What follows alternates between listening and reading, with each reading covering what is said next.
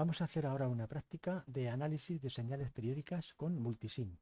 Para ello vamos a hacer un montaje muy básico que consiste en conectar un generador a un divisor de tensión, simplemente para tener una tensión referenciada a masa directa y no conectarlo directamente al generador, el osciloscopio y el analizador de espectro. Empezamos y en el generador hemos configurado una señal senoidal de 10 kHz y 10 voltios de pico. Como esto es un divisor de tensión en el que las dos resistencias son iguales, aquí vamos a tener la mitad, aquí vamos a tener 5 voltios de pico. Bien, si queremos verlo con el osciloscopio, vamos a poner en marcha el circuito. Lo que vamos a tener es, en este punto, una señal senoidal que tiene infinitos valores entre más 5 y menos 5 voltios, que son los valores de pico, y tiene un periodo de dos divisiones a 50 microsegundos por división, 100 microsegundos, o sea, 0,1 milisegundo, que corresponde a una frecuencia de 10 kHz. Si analizamos, este análisis es el valores de amplitud de la señal en función del tiempo.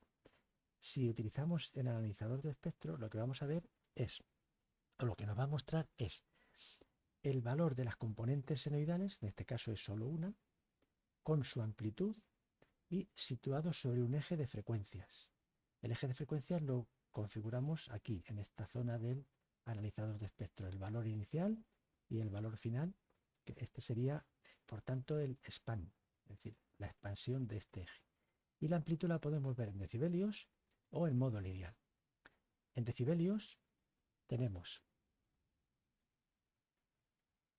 un armónico, una señal senoidal de 10 kHz y una amplitud, fijaros que hemos puesto 10 decibelios de referencia, es decir, esta línea equivale a 10 decibelios y cada división equivale a 5 decibelios. Por lo tanto, estos serían 15, estos serían 5, 0, nos da algo así como 14 dB, que es a lo que corresponde esta amplitud.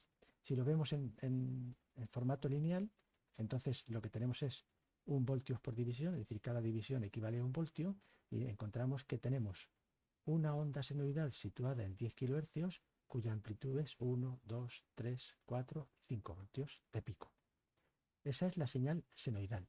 Si ahora cambiamos y elegimos señal triangular, lo que ocurre es lo siguiente. El osciloscopio nos sigue mostrando los valores instantáneos de esa señal, que ahora también cambian entre más 5 y menos 5, pero lo hacen de manera lineal, siguiendo la ecuación de una recta. Y en el analizador de espectro lo que tenemos es algo un poquito más curioso. Vamos a verlo en dBs, porque tenemos una señal, una línea situada en 10 kHz, otra situada en 30 kHz, otra situada en unos 50 kHz, otra situada en 70 kHz. Es decir, lo que nos está diciendo es que esta señal, vista desde el analizador de espectro, está compuesta o está formada por una señal senoidal de 10 kHz a la que se suma una señal senoidal de menor amplitud de 30 kHz, otra de menor amplitud de 50 kHz, otra de 70 kHz y así hasta el infinito. Esta sería la frecuencia fundamental que corresponde con la de la onda y estos serían sus armónicos, los que aquellos que al sumarlos darían lugar a esta forma de onda de aquí. Si lo vemos en lineal, pues vemos las amplitudes de cada uno de esos armónicos. ¿Vale? 0, 1, 2, 3, unos 4 voltios el primero y unos 0,5 el siguiente, y los demás ya prácticamente no los podemos apreciar. Lo podríamos cambiar cambiando la escala para poder verlos con más detalle, pero lo importante simplemente es ver los que aparecen y cómo va decreciendo la amplitud de estos.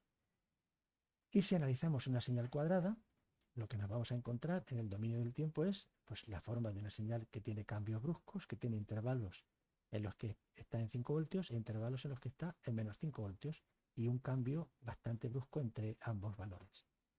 Analizando el espectro, lo que nos encontramos es que tenemos armónicos en las mismas frecuencias que antes, pero de diferentes amplitudes y con diferente evolución. Este sería el de 10 kHz, el de 30 kHz, el de 50, el de 70, el de 90 y así sucesivamente hasta el infinito. Estos serían las señales senoidales cuya suma da lugar a esta señal cuadrada.